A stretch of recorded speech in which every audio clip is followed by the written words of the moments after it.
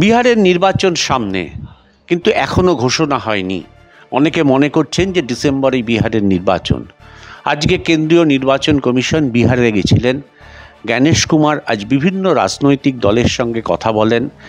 কি বক্তব্য রাজনৈতিক দলগুলোর তা নির্বাচন কমিশন শোনেন। বিশেষ করে এসআইআর নিয়ে যখন তুমুল বিতর্ক হচ্ছে, বিহারে এসআইআরের বিষয় নিয়ে যখন সুপ্রিম কোর্টে মামলা হচ্ছে, সেই মুহূর্তে দাঁড়িয়ে নিঃসন্দেহে বলা যায় যে আজকের কেন্দ্রীয় নির্বাচন কমিশনের বিহারের এই সফর খুব গুরুত্বপূর্ণ ছিল। আমরা যা জানতে পাচ্ছি, রাজনৈতিক দলগুলো তাদের মতামত ইলেকশন কমিশনের কাছে রেখেছে, কিন্তু খুব উল্লেখযোগ্য বিষয় হলো বিহারে এই মুহূর্তে একটা প্রাতপ্রদীপের আলোয় উঠে আসছে প্রশান্ত কিশোরের দল জনসুরাজ, কিন্তু তাদেরকে ডাকেনি ইলেকশন কমিশন।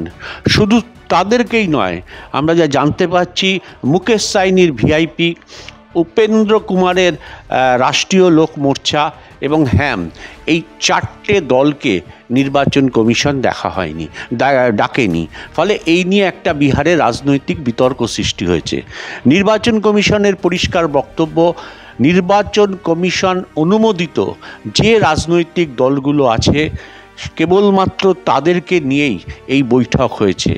নতুন করে কোনো দল যদি অংশগ্রহণ করে সেক্ষেত্রে নিয়ম অনুসারে তাদেরকে অন্তর্ভুক্ত হতে হয়।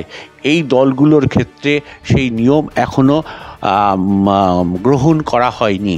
ফলে এই রাজনৈতিক দলগুলোকে আপাতত ডাকা হয়নি। কিন্তু তাদের যদি কোনো বক্তব্য থাকে, তারা লিখিত আকারে নির্বাচন কমিশনের কাছে জানাতে পারে। অর্থাৎ এই চারটে রাজনৈতিক দলকে বাদ দিয়েই প্রায় সব রাজনৈতিক দলের সঙ্গে কিন্তু বিহারের আজকে বৈঠক করলেন নির্বাচন কমিশনার। স্বাভাবিকভাবেই এই মুহূর্তে প্রশান্ত কিশোরের দল একটা বড় ভূমিকা নিয়েছে বিহারের রাজনীতিতে, এবং তার সঙ্গে এই সহযোগী দলগুলো আছে। ফলে তাদের বৈঠকে না ডাকা নিয়ে তারা সরব হয়েছেন। তারা ইলেকশন কমিশনের কাছে দরবার করেছেন যে কেন তাদের ডাকা হলো না।